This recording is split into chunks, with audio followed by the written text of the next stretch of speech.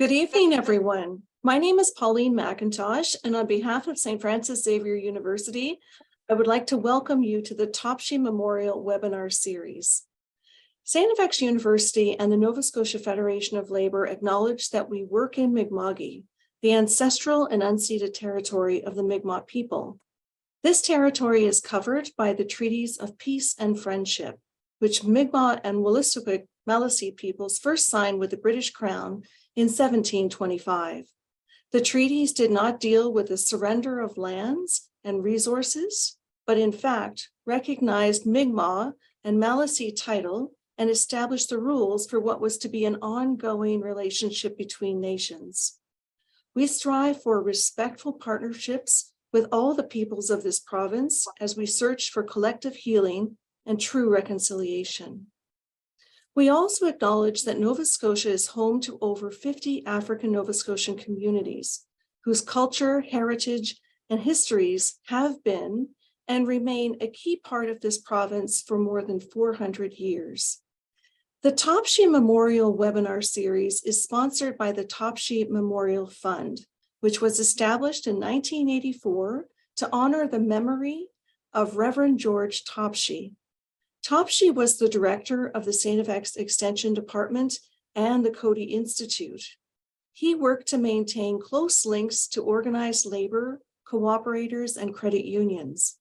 Topshee saw workers in their trade unions and consumers and producers in their cooperatives and credit unions as part of the same cause for social justice and economic democracy.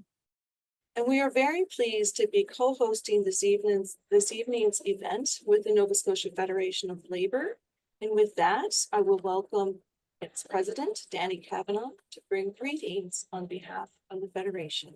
Danny? Oh, thank you, Pauline, and thank you very much for hosting this again. And the Federation of Labour has had a short history of working with Coady. And we've done a few webinars in the last couple of years, I guess, kind of stuff. So this one tonight, I'm pleased to have join us, both Lars and Katrina, to talk about that great subject that everybody loves so much, taxes. So I think it's going to be a really important discussion for people to learn more about taxes, why we pay taxes, the public services we get for taxes, and who's actually paying, their fair share of taxes, or any other questions that people might have around some things, right? And I think this is really an opportune time to have this discussion because lo and behold, there'll be an election called on Sunday, everybody's saying, and I think it's important that as workers in this province and others, we can make some really important decisions around taxes and raise questions on the doorsteps with politicians when they come knocking on the door. So, let's just get into the discussion and welcome. And I want to thank everybody for joining us tonight and taking some time out. Should be a great discussion. So welcome again, and thank you again, Pauline, for being such a fabulous host. Thanks, Danny. It's always a pleasure to work with you. And I too am very excited, pardon me, to hear from tonight's presenters. We are very, very lucky to have Katrina Miller and Lars Osberg join us. So without any further ado, I would like to welcome our first speaker, Katrina Miller. Katrina Miller is the Executive Director of Canadians for Tax Fairness. She has worked for over 20 years to win environmental, social, and economic justice at every level of government. Katrina has collaborated with a wide variety of labor, community, and academic experts to develop and campaign for policies that make a difference in people's lives, helping organizations build and hone their strategies for change.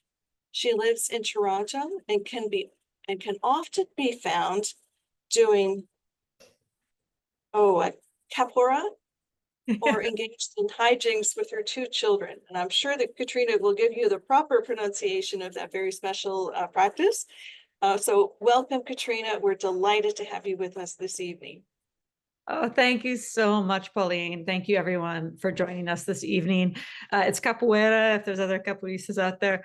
I'm really happy to be here. And, I know taxes can seem like a hard subject, I think, or one which, we may not want to think about for an hour, but I'm going to promise you, I'm going to try to make it exciting. It's, spinach with some cream, let's say. The Canadians for Tax Fairness, let me just tell you a little bit about our organization in case you're unfamiliar with us, is an organization that was created over a decade ago, really to provide a message around why taxes are a critical part of a democratic and equitable society.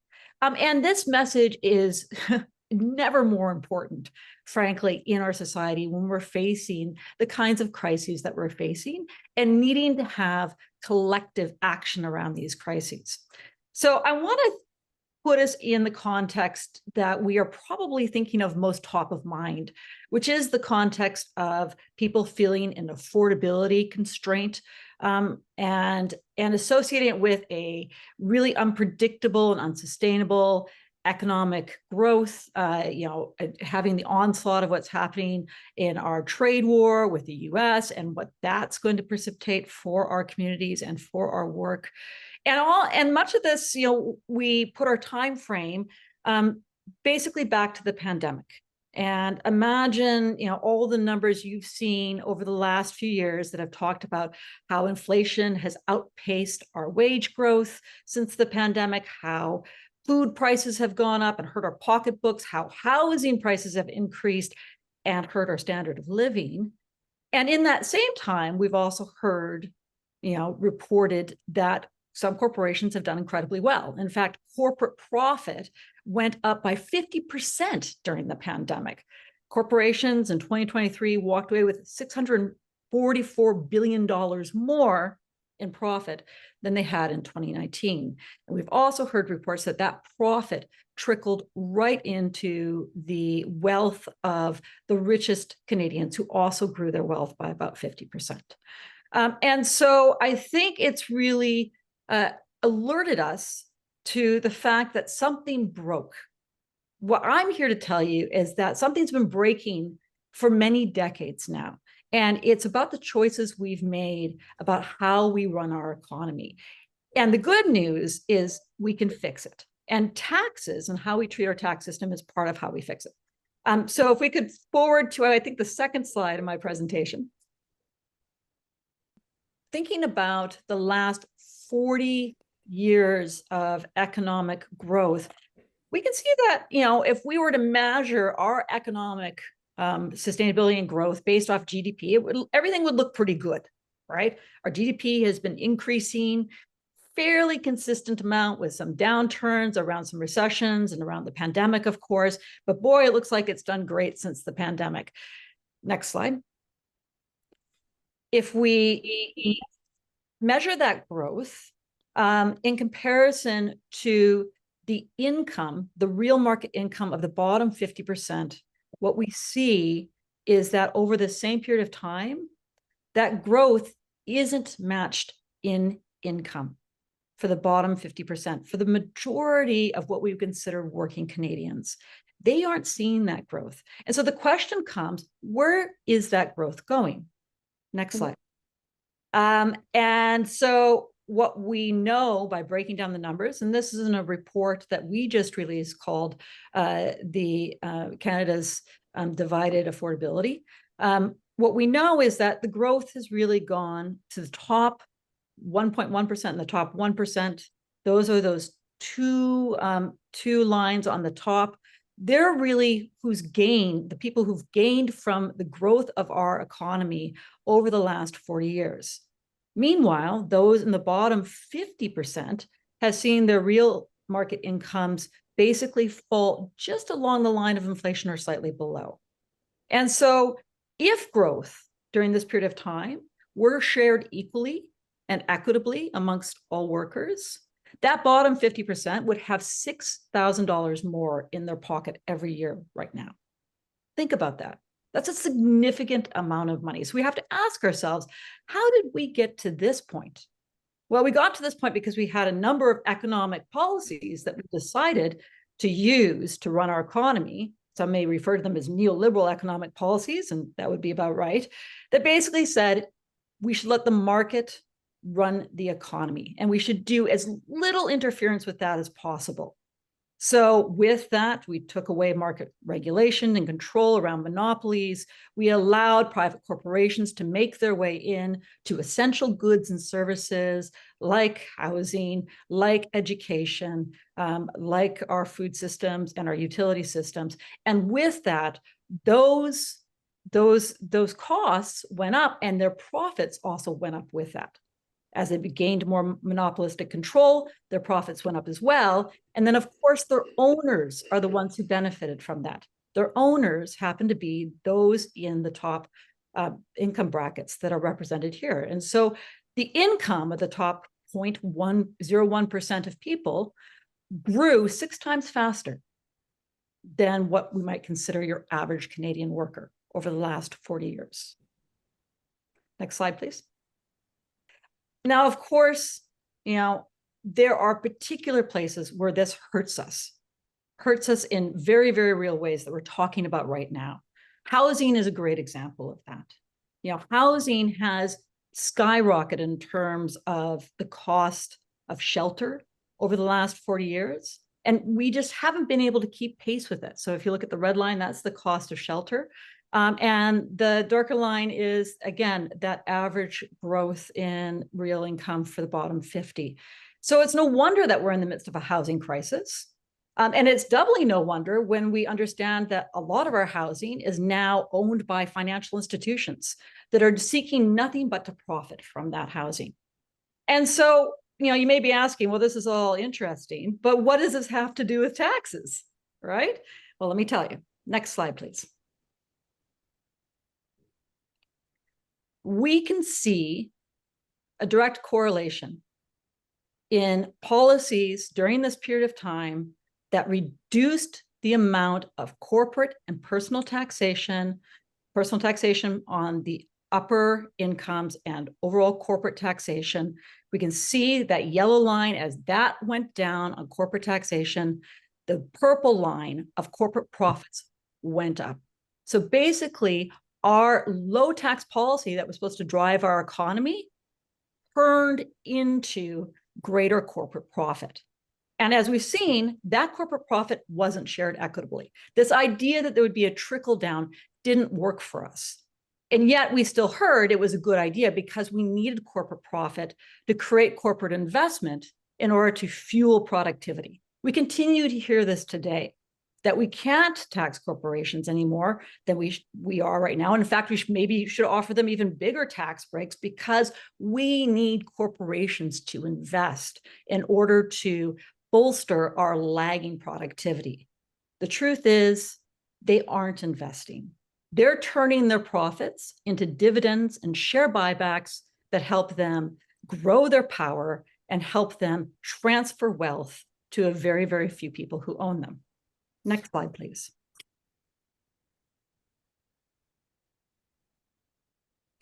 And this bears out in the data. This is a chart that shows on the yellow line, corporate profitability going up since 2010. This charting sort of corporate profits during that period of time. And the orange line is real capital expenditure. This is how we would measure corporate investment. We see that real capital expenditure, corporate investment is basically flatlined during this time of kind of unprecedented corporate profiteering. And this shows us the clear mythology that we have been running our economy on over the last 40 years that's supposed to give us all prosperity, but in fact is only giving prosperity to large corporations and their owners. What's happened with personal income tax rates too matters. Next slide, please. So back in 1988, the richest 1% of personal income tax filers had an overall tax burden that was just about just a little higher than your sort of average worker.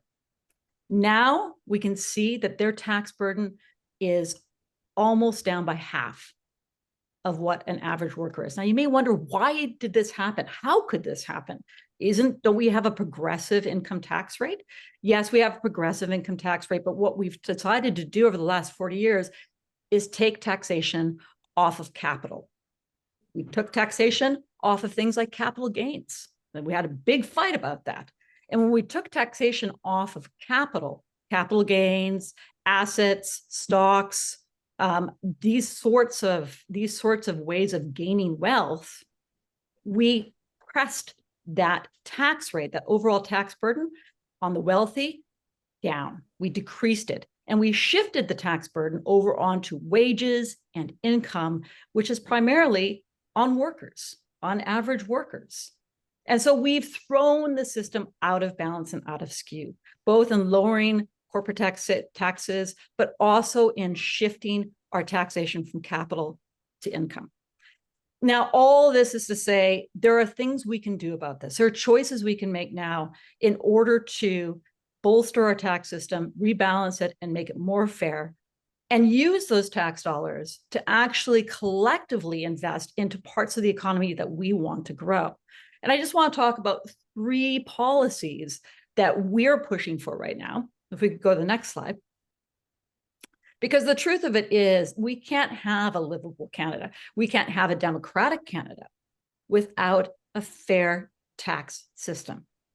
And so the 3 recommendations that we're pushing during the election and beyond, that we've been pushing for years, that we think would make the biggest difference right now, is first, a wealth tax. It is totally reasonable to ask people who have 10 million or more in net wealth to pay a small percent, 1 or 2% tax on that wealth annually, in order to ensure that we're able to redistribute that money and put it into the types of things that we need to build livable communities in Canada, like nonprofit housing, like really affordable and accessible dental and pharmacare.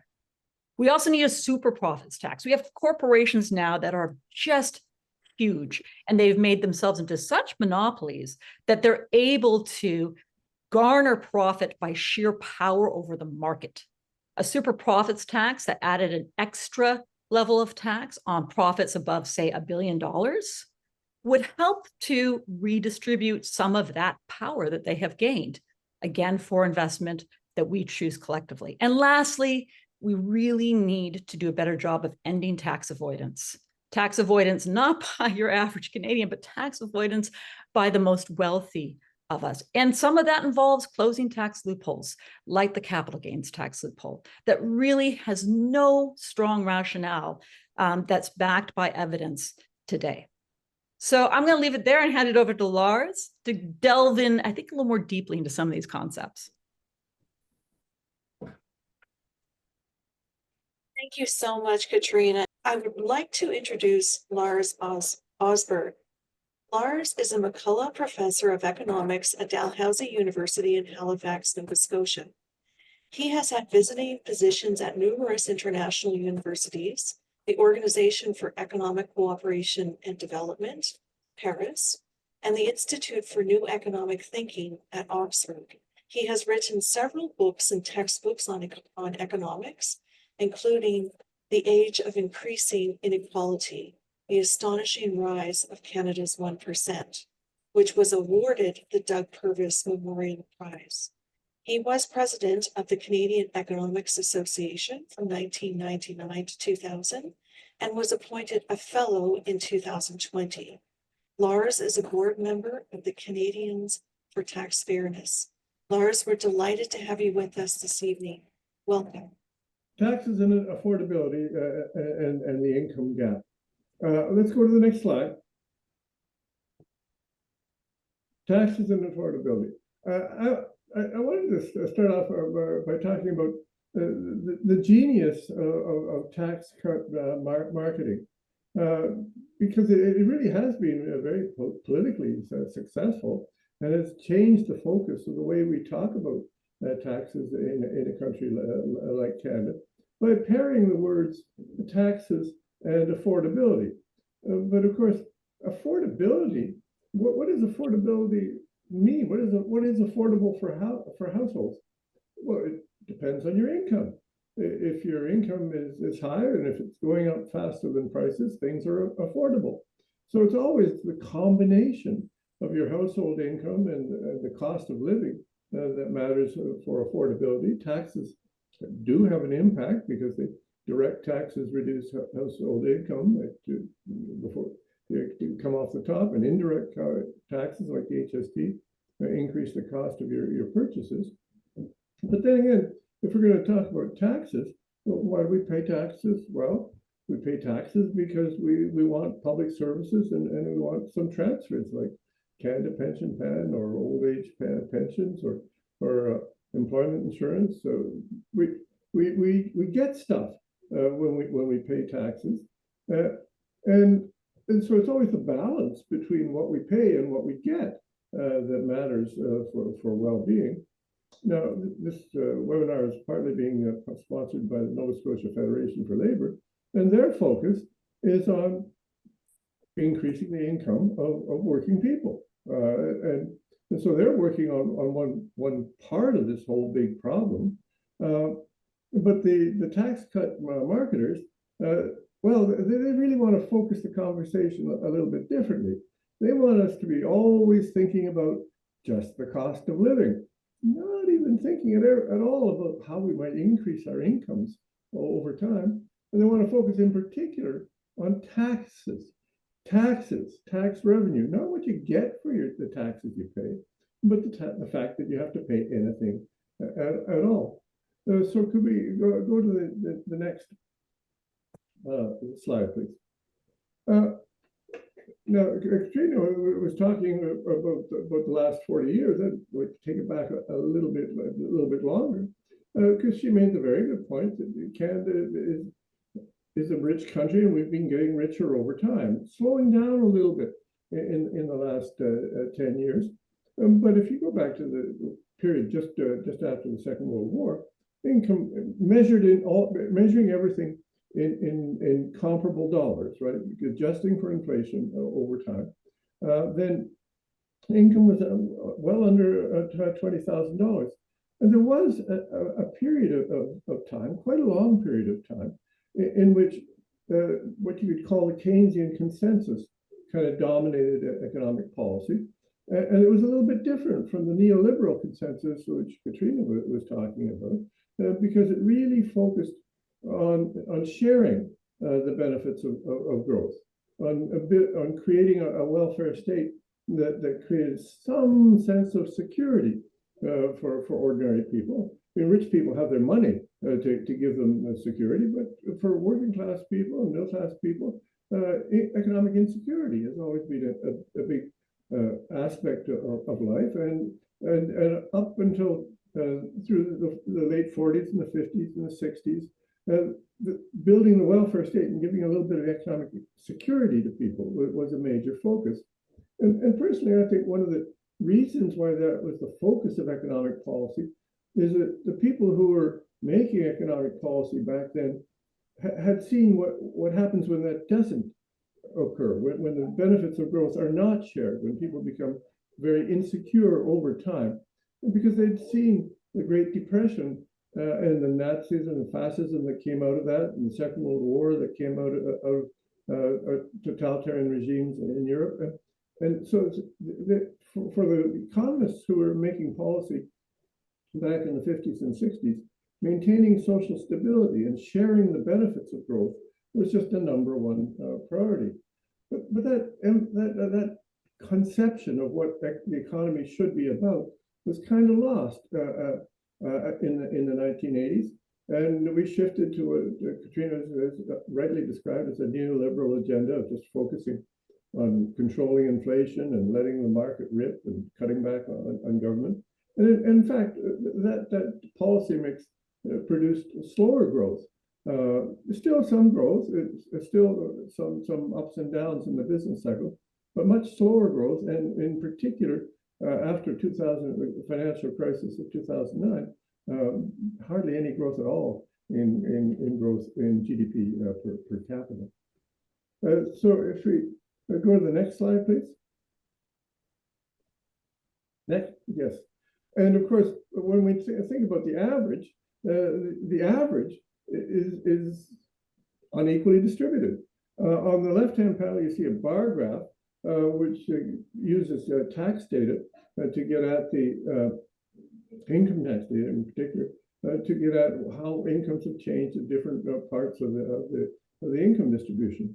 Over on the left, you can see what the real income, after adjusting for inflation, was of the top 0.1% back in 1982, and then of course, roughly 40 years later, what it was after that.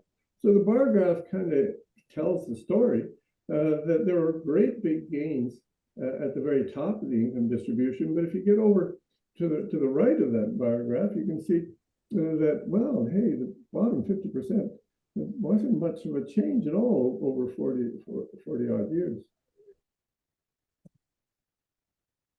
The table on the right gives you some of the numbers that correspond.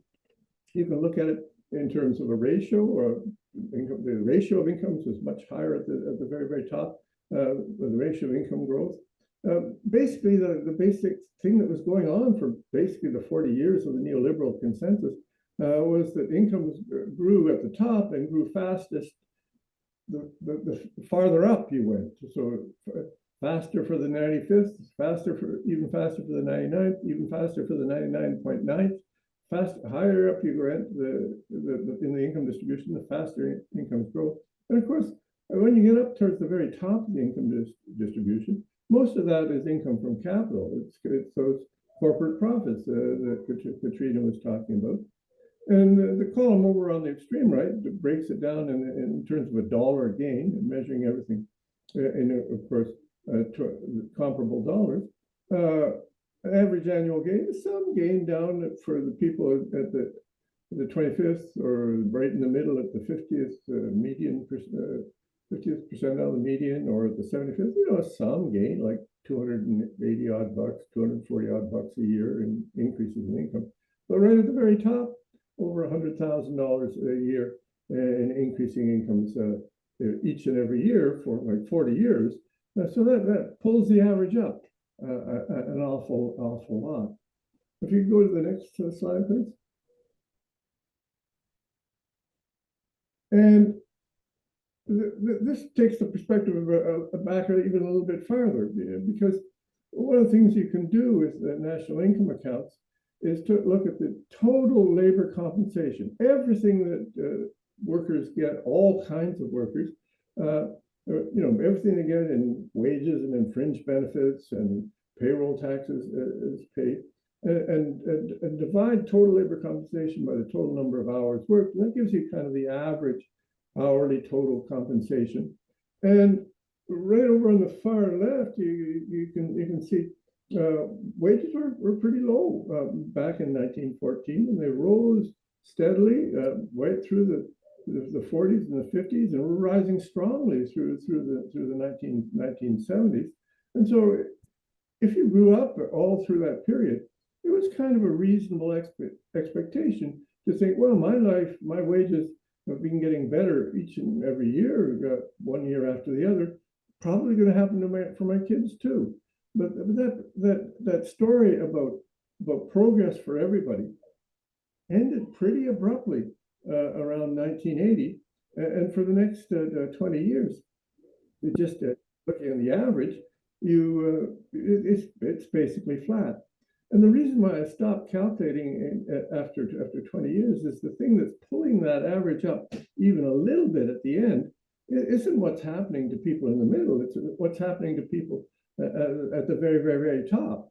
Because if you have a 5% increase for somebody who's making $1 million, well, that's 50,000 bucks, you know. So that pulls the average up quite a lot at the very top, and at the end, things really start to get dominated by the average. Really starts to get dominated by what's happening to top executives in income distribution. So the next slide, please. So the number I think is more interesting, more important to focus on as an indicator of what you could say ordinary people, normal people are getting for their labor time is the median wage, the wage that's right at the middle of the wage distribution. And if you look at hourly wages and correct for the change in consumer prices since 1997, it's a kind of a flat line for Canada and for Nova Scotia.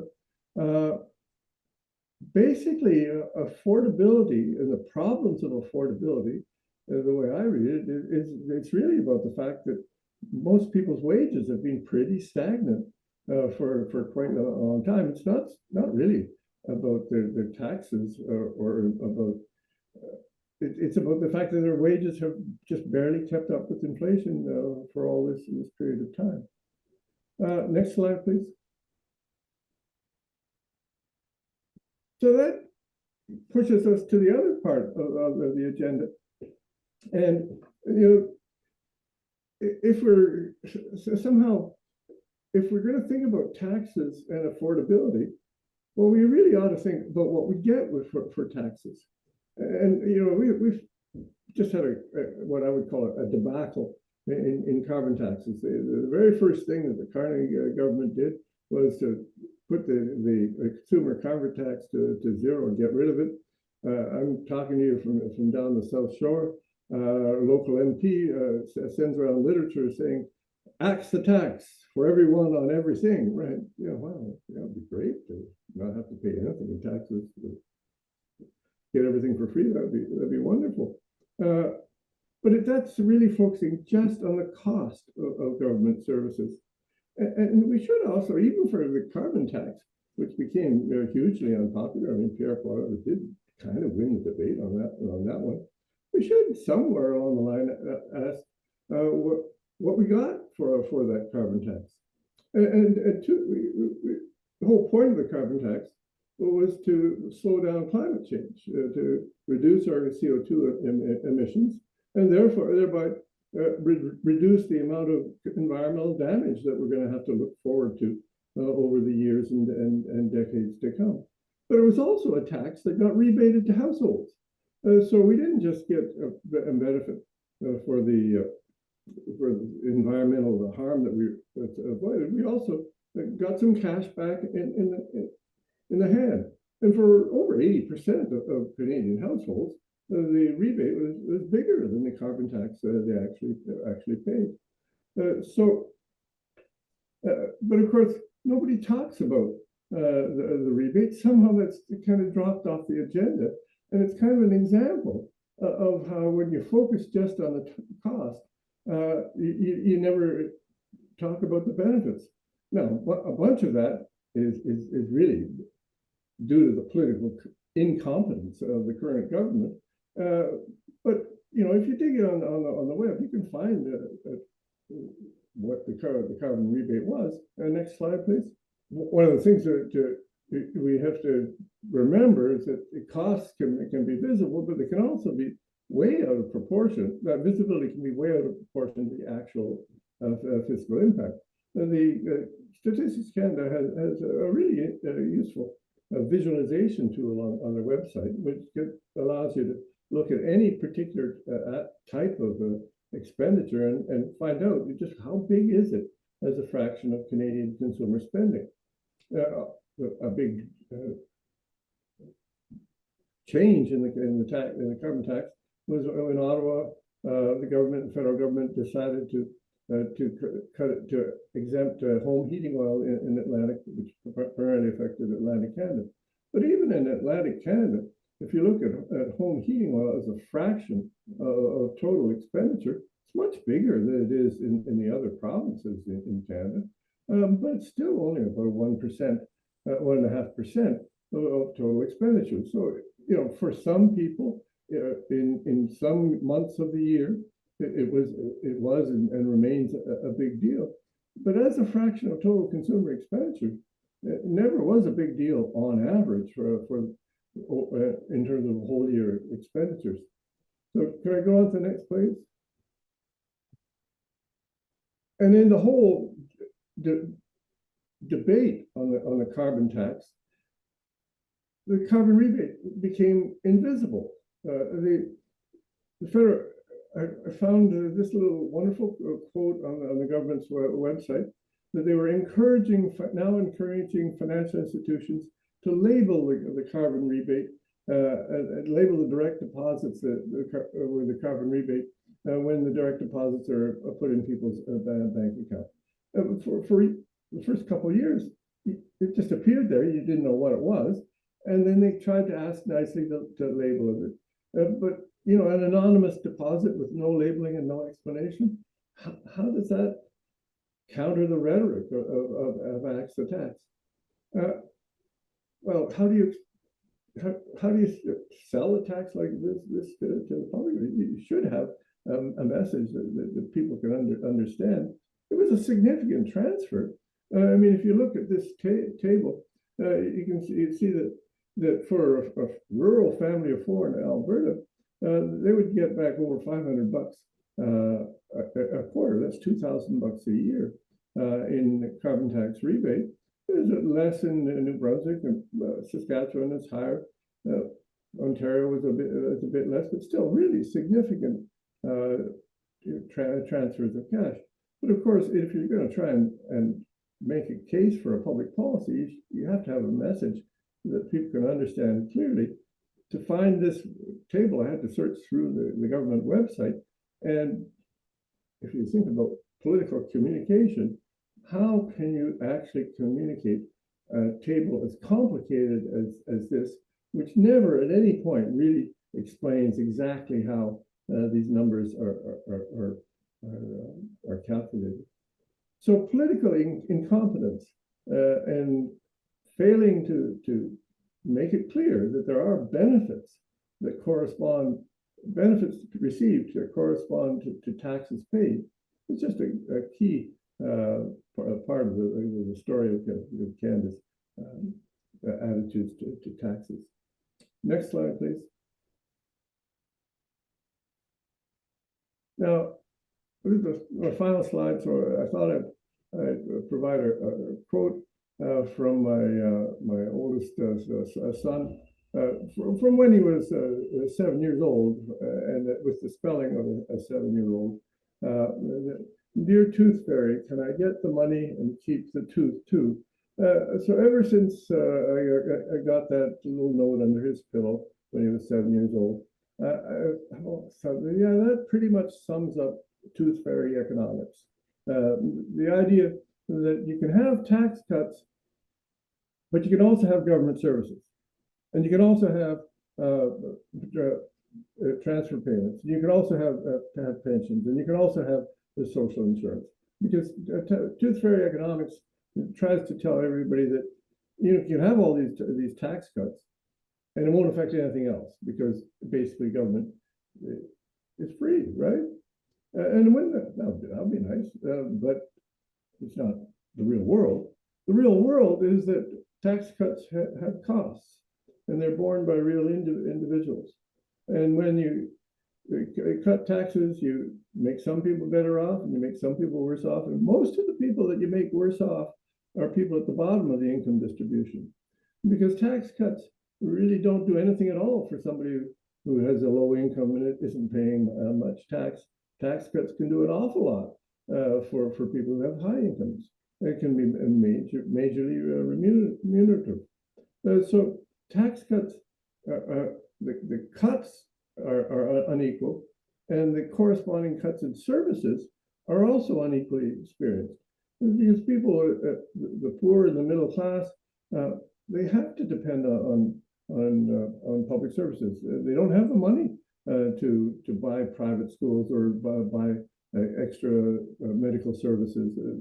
Rich people can do that. Rich people don't need the public sector, but the middle class does. And so tax cuts primarily benefit the top end of the income distribution, both in a monetary sense immediately and in a service denial sense in just a little while. And fundamentally, I'm on board with what the Canadians for Tax Fairness argues. It was put well many years ago by a justice of the US Supreme Court, who noted that taxes are the price we pay to live in a civilized society. Thank you so much, Lars. You have painted a very picture of for us in terms of what it actually means, the taxation in this country, what the implications are, what the implications of the different rates of tax paid for different people on different income levels, and also how to look at taxes in a different way in terms of what they actually provide for us in the society that we live in. And I'm perhaps most curious about how the Tooth Fairy responded to the inquiry of the 7-year-old Spencer Osborne, and what was the actual response given to him at that time. But maybe we'll save that for another day. I think you better ask him too. His memory may be different from mine. Who knows? That's right. So thank you both so much, Katrina and Lars. So I've got a couple questions. One is it doesn't make sense to me to implement a tax and then which then gives you a rebate. That makes it feel more like a make work project. Can you please explain the basic principles of this approach? Is it really an efficacious, I'm not having a good day, approach? I'm very supportive of taxes and see them as services, but I feel like there's too much complicity in our tax system, or complexity in our tax system. Lars, would you like to address that one, please? Well, I think we're now in income tax season, so a lot of us are going through those long forms and seeing just how many different things are getting bundled into the income tax system, and it has become a way of delivering social benefits. Much more important than it used to be. When we talk about the carbon tax and its rebate, another way of framing it would be to I mean, I always like the idea, the slogan, we all own the air. And if we owned the air in the same way as people own apartment buildings, we charge some rent for it, right? And the rent that we collected from it would get divided among all the shareholders. So we might live in some of the apartment buildings, apartments in the apartment buildings, so we'd have to pay rent. But then if we own the apartment building, we'd get the profits of the company that owns the apartment building back again. And so but we own the air. We can't own little bits of the air, but we kind of own the air collectively. And if we think of that as something we all own collectively, and we therefore deserve compensation if somebody messes it up, if somebody puts pollution in it, then we would say, okay, well, we'll charge the biggest price to the people who put the most pollution into the air. And in fact, it's not really quite like an apartment building, because the people that own apartment buildings don't want everybody to move out. But when it comes to pollution, we do want everybody to move out. We want to raise that price high enough so that people stop polluting. And carbon dioxide emissions is a form of pollution. But we realize it's going to take a while for this to happen, so we want to increase that price slowly and give them a chance to change their behavior, to move out, as it were. But then if we keep raising the rent, then they should compensate us for the pollution that they're causing. And so that's really the theory underlying a carbon tax. So we call it a carbon tax, call it a carbon fee. It's basically the same thing. The idea that the people who are causing damage to the environment should pay for that, and they should compensate the rest of us for the damage that they're doing. And if we raise that price that they have to pay high enough, then they're going to stop doing it, and we're going to all be better off if global climate change kind of tops out. Pauline, Thank you. Pauline, there's a couple of questions in the Q&A part. Receiving, there was one about capital gains loophole. That's from Ann Rogel. Thank you so much, Ann, for joining us this evening. And Katrina, I think you may have addressed this one already, or should we bring that to the full audience? I can speak to it. I'd like to speak to it because I think that Anne raises a good point, and just talking about wondering where the loophole is when we see that we're paying capital gains when we transfer certain types of property, not our principal residences, but say we got a secondary property through our family and we inherited it. And even though there was no actual money exchange, suddenly we're paying $10,000 of capital gains. There was a lot of confusion around the capital gains and what was actually being taxed during the time of the discussion last year. And that was somewhat purposeful. Those who were against the capital gains taxation increasing were purposefully putting very confusing messaging out there. Right now, what happens is that capital gains, which is a type of income, frankly, when you gain from selling an asset of any sort, you're gaining income based off of the price between what you sold it at and then what you bought it at and what you sell it at. And of course, the people who access capital gains the most are very large corporations, largely those in finance and real estate, and those who are wealthy enough to have most of their income generated through stocks and through owning assets that they can buy and sell and gain profit off of. That's who gains from capital gains for the most part in our economy. And we tax that at half of the rate of what we tax income. That's what's different, is that it's not that it's not taxed at all. It's that we're basically only including half of the capital gains as income that's taxed. And that means those people who make most of their income through capital gains are paying about half of the amount of tax they should on that capital gains. The policy that was put forward was just to eke that up a little bit so that it was actually like 66.6% of that capital gains would be included as taxable income for them, and only on capital gains above $250,000. So you had to be pretty wealthy or getting a pretty big capital gains to be even, somewhat touched by that on a personal level. Where it really mattered, where the policy for us had real meaning, was on the corporate level. It ratcheted up the amount of corporate profit from capital gains that would be included as taxable income by a corporation. And that's really important. It's really important because what we've seen is the capital gains tax rate has gone down in Canada, and we can see this right around the world. It has basically opened the door to different sorts of financial institutions going into places like housing and the housing market and buying up those assets because it's an easy way to turn low tax profit. And they have been basically working the tax system to do that. And so that's helped lead to our incredible income gaps and our incredible wealth gaps, as well as, an unaffordable housing market for many of us in Canada. I hope that's a good enough explanation. Lars, do you have something to add?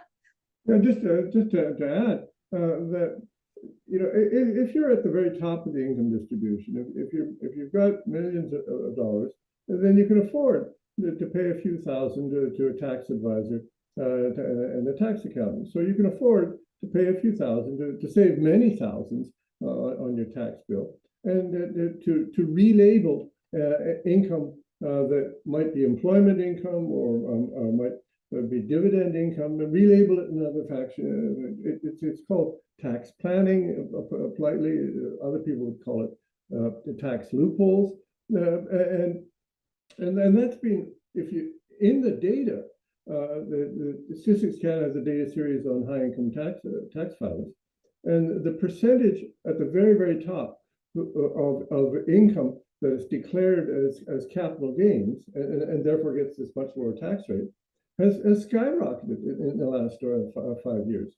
So the tax planners, the tax accountants have clearly been at work, relabeling income and basically cutting the taxes of the people at the top. Now, of course, what that means is that other people either have to pay more in taxes, or we get less government services and poorer government services. It's one way or the other. If they don't pay it, somebody else gets to pay it. Now, back in the 1960s, the Carter Commission proposed a major reform of Canada's tax system. And their slogan was, a buck is a buck is a buck.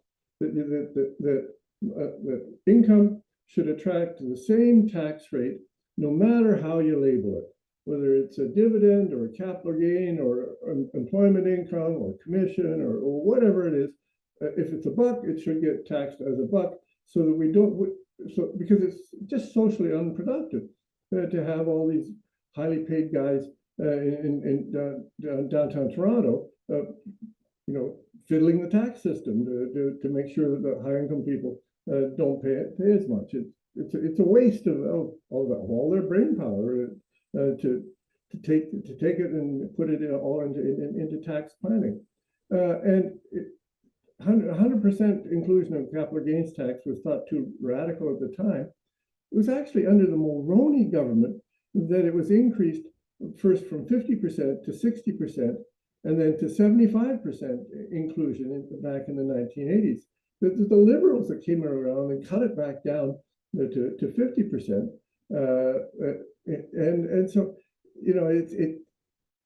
it's just crazy how much people benefit from a much lower tax rate. And of course, it means that we don't really have all that progressive a tax system, because when you get up to the very top end of the tax system, you can turn to your tax planner, and so the average marginal tax rate and the average tax rate at the very top of the income distribution is much the same as the tax rate that people are making 60 and 80 and 100,000 a year are, because ordinary people don't benefit from these tax loopholes, but we have lots of tax planners that make those options available to the very rich.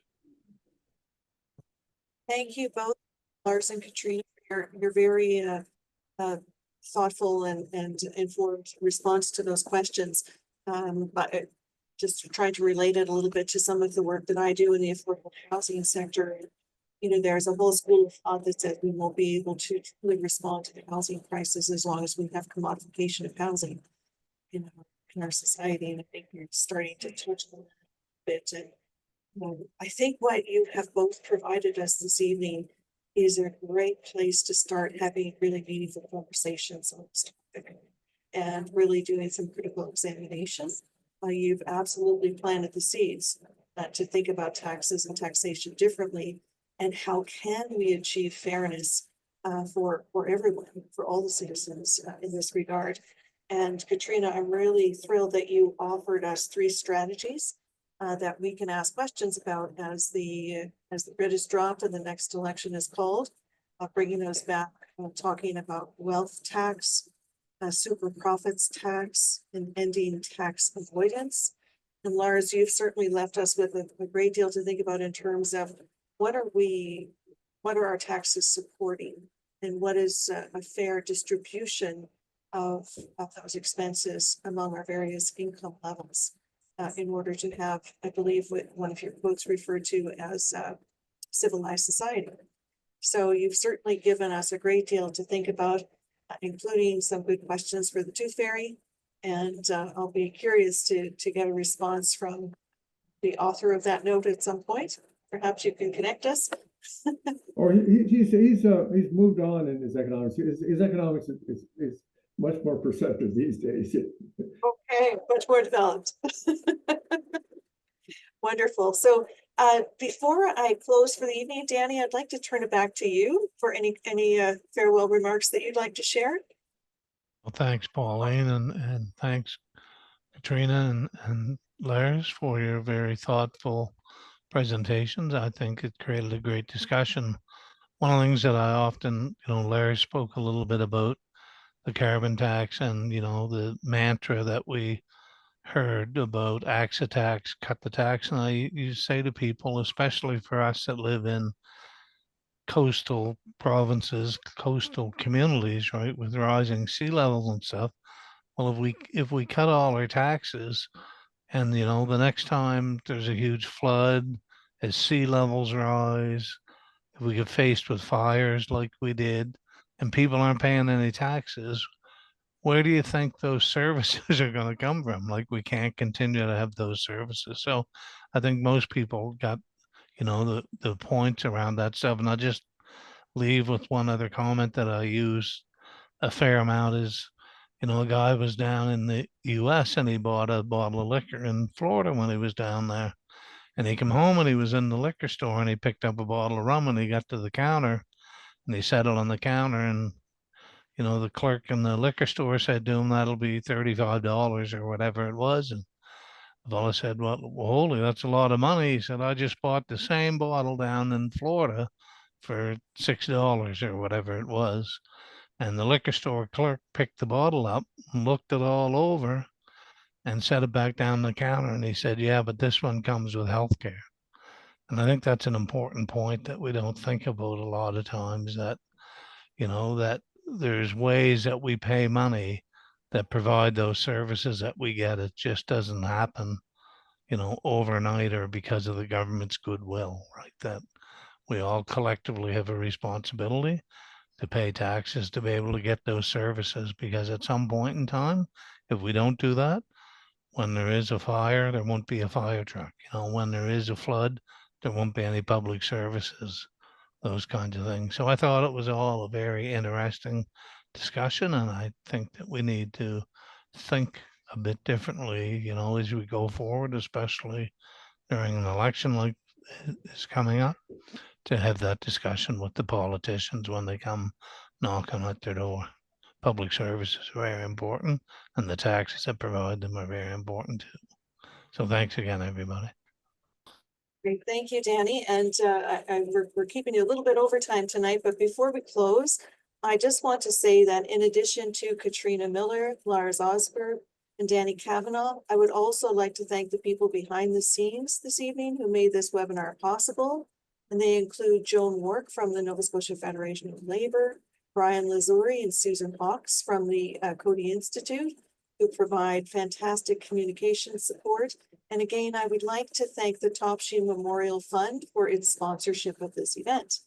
And before we close, I do want to let you know that we will be having another webinar on Thursday, May 29th. And the focus of that webinar will be pride in our workplaces. And of course, I would like to thank all of you for joining us this evening and throughout our webinar series. I'm Pauline McIntosh, and I wish you all a good night.